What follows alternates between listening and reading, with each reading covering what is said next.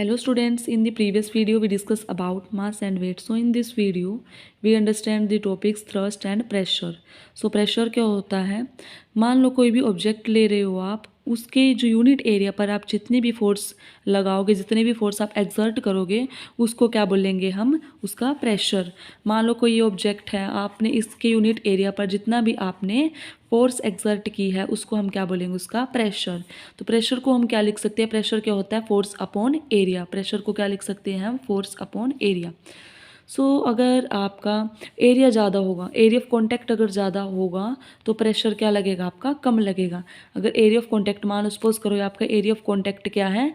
ज़्यादा है, तो आप पर इस पर क्या जो प्रेशर लगेगा, प्रेशर क्या होगा? कम होगा। प्रेशर क्या होगा? कम होगा। अगर एरिया ऑफ कॉन्टैक्ट क्या हो? थोड़ा हो, जैसे या एरिया ऑफ कॉन्टैक्ट अगर थोड़ा होगा, कम होगा, तो प्रेशर क्या लगेगा? आपका ज़्यादा लगेगा, क्योंकि आपस में क्या है? इन्वर्सली प्रोपोर्शनल है।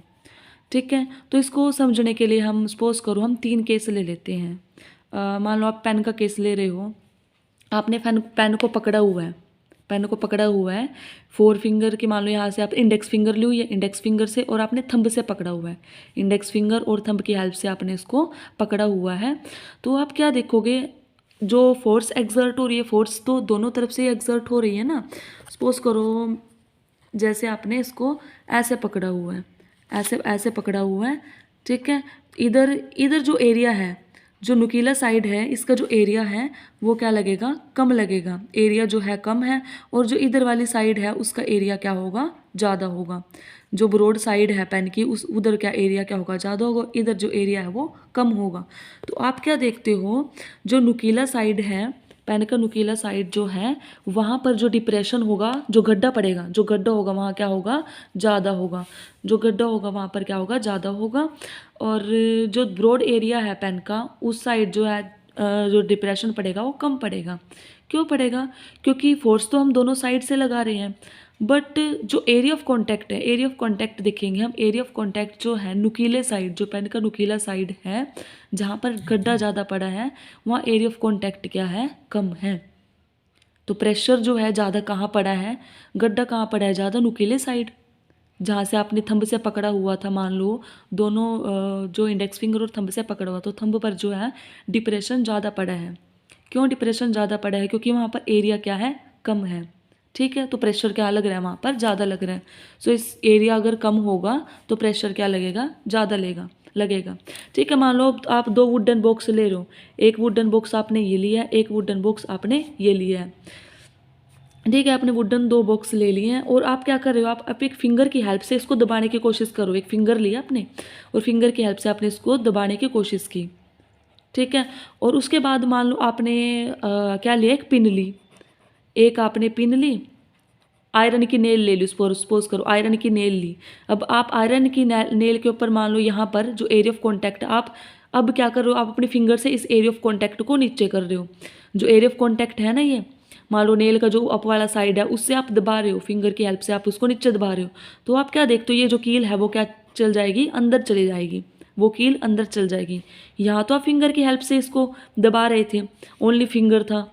ठीक है, और यहाँ पर क्या लिया आपने? आयरन नेल ली है, आयरन नेल ली है, और उस पर क्या लगा रहे हो? आप प्रेशर लगा रहे हो ऊपर से, उस पर प्रेशर लगा रहे हो आप अपनी फिंगर की हेल्प से। तो आप क्या देखते हो? यहाँ पर ये जो कील है वो क्या चल जाती है? अंदर चली जाती है। ठीक है, और एक दूसरा केस ले लो आप सैंड का। मान लो आप सैंड पर खड़े हो, ठीक है, रेत है, आप उस पर खड़े हो। जब आप उस पर खड़े हो तो जो सरफेस एरिया है, सरफेस एरिया जो है वो कम पर लग रहा है। सरफेस एरिया मान लो शूज़ की हेल्प से आप जो है उस पर खड़े हो रेत पर, तो जो कॉन्टैक्ट ऑफ सरफेस रहेगा वो क्या लगेगा? कम रहेगा। जो एरिया होगा वो कम होगा। अब मैं बोलती हूँ उस जो सैंड है उस पर आप लेट जाओ, ऐसे लेट जाओ, तो अब यहाँ पर जो सरफेस एरिया होगा वो क्या होगा? ज़्यादा होगा।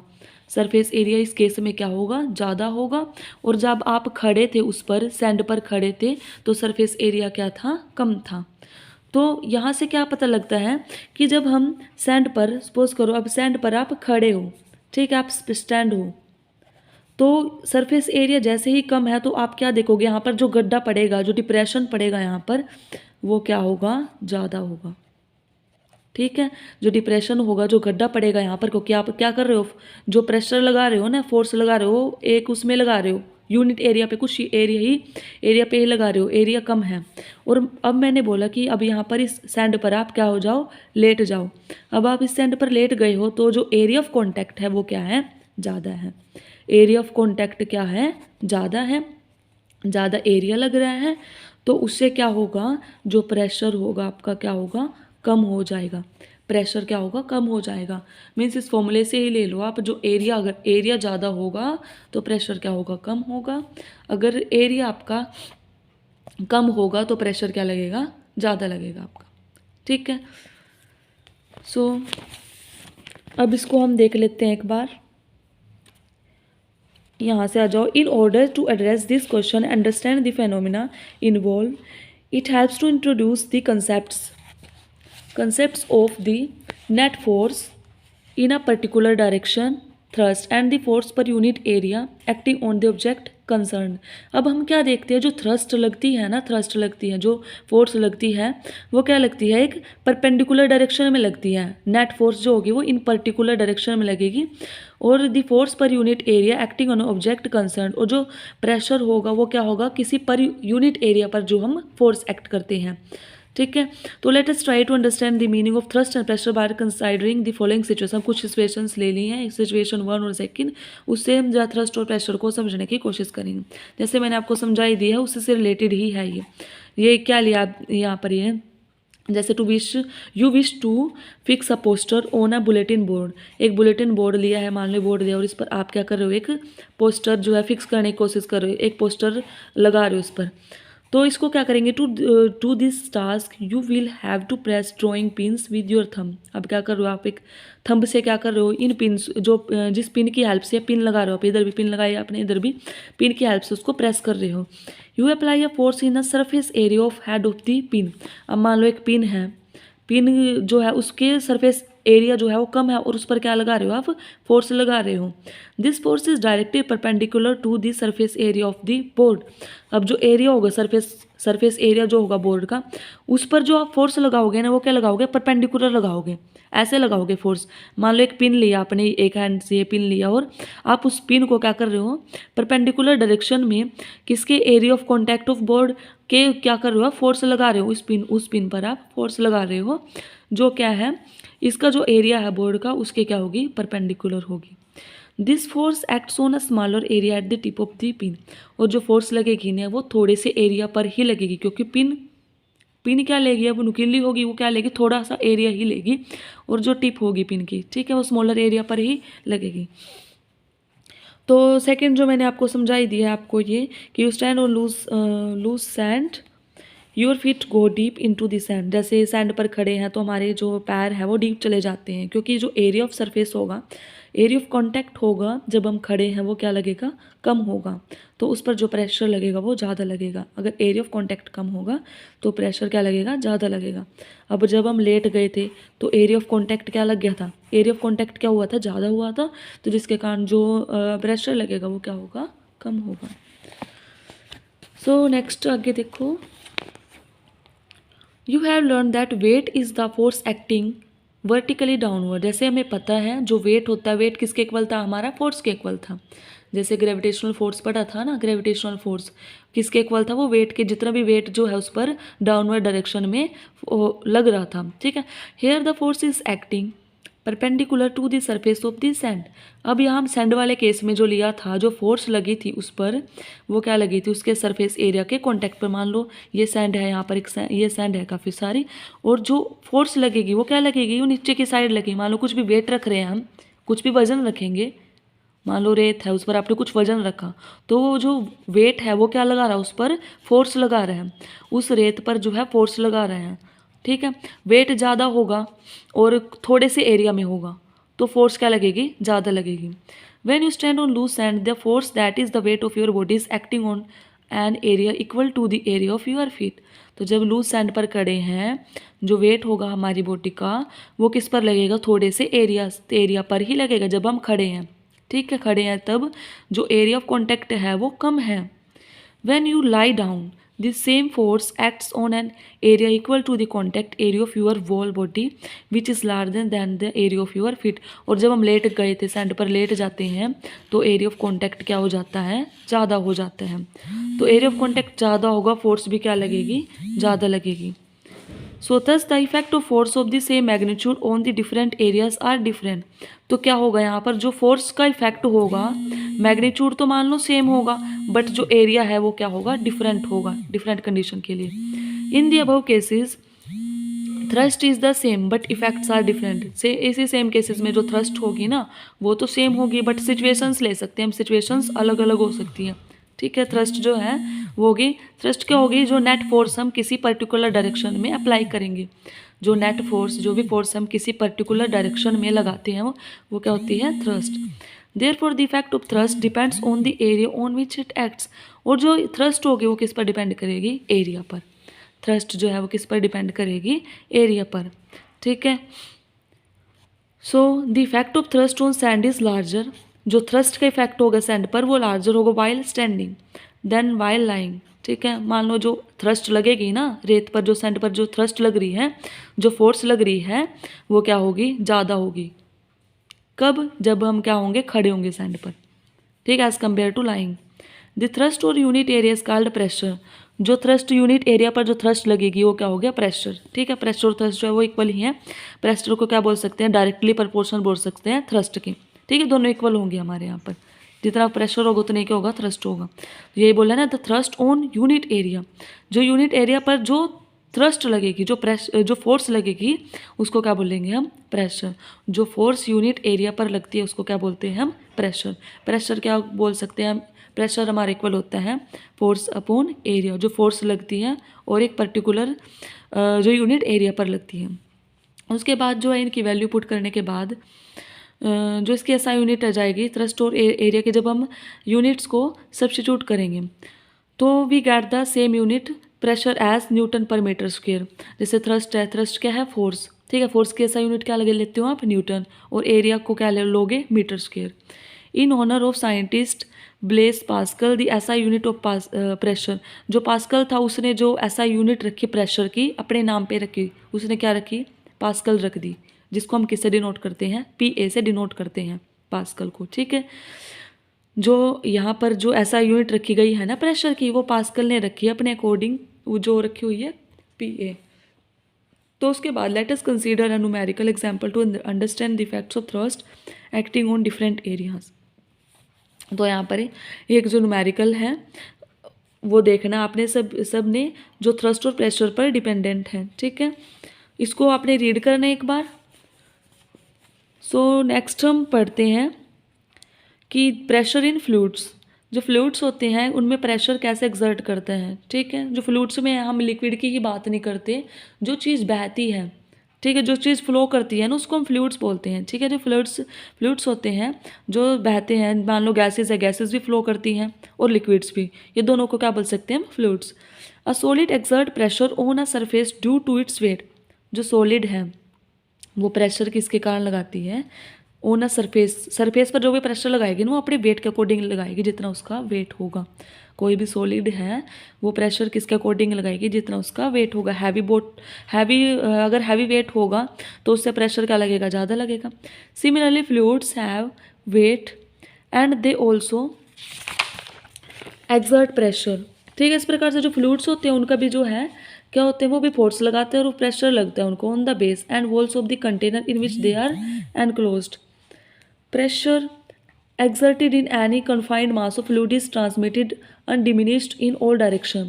अब जो प्रेशर लगाएगा, मान लो आप किसी भी बर्तन में, किसी भी कंटेनर में आपने फ्लूइड फिल किया हुआ है, वाटर फिल किया हुआ है, तो जो फ्लूइड है ना वो वाटर है, वो क्या लगाएगा, प्रेशर लगाता है। उसका जो कंटेनर होगा ना उसकी वॉल्स पर भी क्या लगाता है, वो प्रेशर लगाता है, एक प्रेशर लगाएगा। उसके बाद पढ़ेंगे बुयांसी क्या होता है। Have you ever had a swim in pool and felt lighter. क्या आप कभी स्विम किया है पूल में जो है कभी स्विम किया और आपने जो है, हमें अपनी बॉडी कैसे लगती है, जैसे बहुत ही लाइट हो। Have you ever drawn water from a well and felt that the bucket of water is heavier than it out of the water? Have you ever wondered why a ship made of iron and steel does not sink in a sea water, but while the same amount of iron and steel in the form of a sheet would sink? ठीक है, ये सारे देखना है हमने कि बुओयंसी क्या होती है। तो इसके लिए हम सबसे पहले एक्टिविटी को देख लेते हैं। एक्टिविटी को समझ लेते हैं। Take an empty plastic bottle, close the mouth of the bottle with an air tight stopper, put in a bucket filled with water, you see the bottle floats. अब हम क्या देखते हैं, एक प्लास्टिक की बोतल ली है, ठीक है, उस बोतल के माउथ को ऊपर से बंद कर दिया है, बोतल ली है, प्लास्टिक की बंद बोतल ली है, ठीक है। उसके बाद हमने एक बकेट ली है, बकेट में हमने क्या कर लिया, पानी फिल कर लिया है। तो उसके बाद हम क्या करते हैं, इस बोतल को, जो प्लास्टिक की बोतल ली है, उसको हम उसमें बकेट में क्या करते हैं, डुबोते हैं, उस बकेट में रखते हैं उस बोतल को। तो बोतल क्या करेगी, फ्लोट करेगी, तैरेगी। क्यों? क्योंकि जो वाटर है वो भी क्या लगाता है, एक फोर्स लगा रहा है, वो भी प्रेशर एक्सर्ट कर रहा है, ठीक है। बट वो प्रेशर जो एक्सर्ट करेगा वो कौन से साइड करेगा, अप साइड करेगा। जो वाटर जो है वो भी प्रेशर एक्सर्ट कर रहा है किस पर, उस बोतल पर, कौन से साइड में, अप साइड में। बट हमने तो ये सुना है कि जो ग्रेविटेशनल फोर्स भी तो लग रही हो, ग्रेविटेशनल फोर्स क्या करना चाहिए था, ग्रेविटेशनल फोर्स को उस बोतल को अपनी तरफ अट्रैक्ट करना चाहिए था। बट इस केस में नहीं हुआ। क्यों नहीं हुआ? क्योंकि जो वाटर है, वाटर भी क्या करता है, प्रेशर एक्सर्ट करता है। इसे पता लगता है हमें कि वाटर जो है वो क्या करता है, प्रेशर को एक्सर्ट करता है। तभी तो बोतल क्या हुआ, बोतल को किस साइड मूव कर रहा है, वो अप साइड, ठीक है। ग्रेविटेशनल फोर्स के अकॉर्डिंग तो नीचे आनी चाहिए थी, बट वाटर क्या कर रहा है, उस पर प्रेशर लगा रहा है। बट वो प्रेशर कौन से साइड में लगा रहा है, अप साइड लगा रहा है। Push the bottle into the water, you feel an upward push. अब क्या किया हमने, बोतल को पुश किया तो वाटर कहाँ कर रहा है, क्या कर रहा है, उसको अपवर्ड पुश कर रहा है। Try to push it further down. You will find it difficult to push deeper and deeper. This indicates that the water exerts a force on the bottle in upward direction. हम क्या करेंगे, उसको बार बार उसको dip करने की, डुबोने की कोशिश करेंगे। बट जो प्रेशर है वो अपवर्ड, जो वाटर है वो अपवर्ड फोर्स लगाएगा, अपवर्ड डायरेक्शन में एक फोर्स लगाएगा, एक प्रेशर एक्सर्ट करेगा, ठीक है, फोर्स एक्सर्ट करेगा। The upward force exerted by the water goes on increasing as the bottle is pushed deeper till it's completely immersed. ठीक है। Now release the bottle, it bounces back to the surface. अब अगर हम बोतल को release कर देंगे तो क्या आ जाएगी, उसके सरफेस, पानी के सरफेस पर ही आ जाती है ऊपर, ठीक है। Does the force due to the gravitational attraction of the earth act on this bottle? क्या ग्रेविटेशन फोर्स भी, ग्रेविटेशनल फोर्स जो अट्रैक्शन है वो भी लगेगी इसमें। So if so, why does not the bottle stay immersed in water after it is released? How can you immerse the bottle in the water? तो अगर मान लो यहाँ पर ग्रेविटेशनल फोर्स लग रही है तो उसको क्या करना चाहिए था, बोतल को तो अंदर जाना चाहिए था, नीचे की तरफ होना चाहिए ना। जो ग्रेविटेशनल फोर्स है वो क्या करती है, अपनी तरफ अट्रैक्ट कर रही है ऑब्जेक्ट्स को, तो उसको भी अट्रैक्ट होना चाहिए था। बट यहाँ पर क्या लग रहा है, जो वाटर है, फ्लूइड्स हैं, वो क्या करते हैं, फोर्स लगा रहे हैं, फोर्स एक्सर्ट कर रहा है। वो फोर्स कौन से डायरेक्शन में एक्सर्ट कर रहा है, अपवर्ड डायरेक्शन में, ठीक है। The force due to the gravitational attraction of the earth act on the bottle in downward direction. जो ग्रेविटेशनल फोर्स लगती है अर्थ की, बोतल पर कहाँ लगनी चाहिए थी, वो डाउनवर्ड डायरेक्शन में। सो द बोतल is pulled downward but the water exert an upward force on the बोतल। जो वाटर है वो अपवर्ड फोर्स लगा रहा है ना बोतल पर, दस द बोतल इज पुश्ड अपवर्ड। इस प्रकार से जो बोतल है वो कहाँ जाएगी, ऊपर की तरफ हो जाएगी, ऊपर की तरफ धकेलेगा पानी उसको। We have learn the weight of an object is the force due to the gravitational attraction of the earth. When the bottle is immersed, the upward force exerted by the water on the bottle is greater than its weight. Therefore, it rises up when released. तो हमने क्या पढ़ा है, जैसे कि हम जो बोतल हम इमर्स करेंगे तो जो अपवर्ड फोर्स है, जो अपवर्ड फोर्स है ना वाटर की, वो क्या है, ज़्यादा है, ठीक है, as compare to the weight. बोतल के वेट की बात करें हम, वेट से क्या है, वो ज़्यादा है। जो फोर्स लगेगी ना, उस पर फोर्स एक्सर्ट कर रहा है ना वाटर जो फोर्स एक्सर्ट कर रहा है वो क्या लग रही है, ज़्यादा लग रही है। मान लिया ना, मान लो बोतल का भी तो कुछ वेट होगा, पानी फिल किया हुआ है तुमने उसमें, बट वाटर भी तो, नीचे से जो वाटर है, बकेट में जो पानी है वो भी तो एक फोर्स एक्सर्ट कर रहा है, ठीक है। तो नीचे क्यों नहीं डूब पा रही है, क्योंकि यहाँ पर जो बकेट में जो वाटर है उसका जो फोर्स अपवर्ड फोर्स जो है वो ज़्यादा है as compare to weight of the बोतल। सो बोतल यहाँ पर डूब नहीं रही है, ठीक है। To keep the bottle completely immersed the upward force on the bottle due to the water must be balance. तो अगर बोतल जो है कम्प्लीटली इमर्स्ड होगी, क्यों नहीं होती है वो, क्योंकि यहाँ पर अपवर्ड फोर्स लग रही है यहाँ पर, ठीक है। अपवर्ड फोर्स जो है वो दोनों बैलेंस हो जाएंगे ना यहाँ पर। This can be achieved by an externally applied force acting downward. इस प्रकार से समझेंगे कि the upward force exerted by the water on the बोतल इज नोन एज अपथ्रस्ट और बुएंट फोर्स। तो जो अपवर्ड फोर्स लगेगी, अब यहाँ पर ये आ जाता है ना, अपथ्रस्ट फोर्स की होती है या बुएंट फोर्स की होती है। तो जो अपवर्ड फोर्स जो है, जो वाटर एक्सर्ट करते हैं, जो अपवर्ड फोर्स वाटर लगाएगा किस पर, बोतल पर, उसको क्या बोलेंगे, अपथ्रस्ट और बुएंट फोर्स, ठीक। अपवर्ड फोर्स को क्या बोलेंगे, जो अपवर्ड फोर्स जो फ्लूइड्स लगाते हैं, जो लिक्विड्स लगाते हैं ऊपर के साइड, ऊपर वाले डायरेक्शन में ना, तो उसको क्या बोलेंगे, अपथ्रस्ट और बुएंट फोर्स, ठीक है। तो यहाँ तक आपने इसको अच्छी तरह से रीड करना है और अंडरस्टैंड करना है। अगर कोई क्वेरी होती है तो उसको नेक्स्ट लेक्चर में, नेक्स्ट पीरियड में डिस्कस करेंगे। Okay, thank you.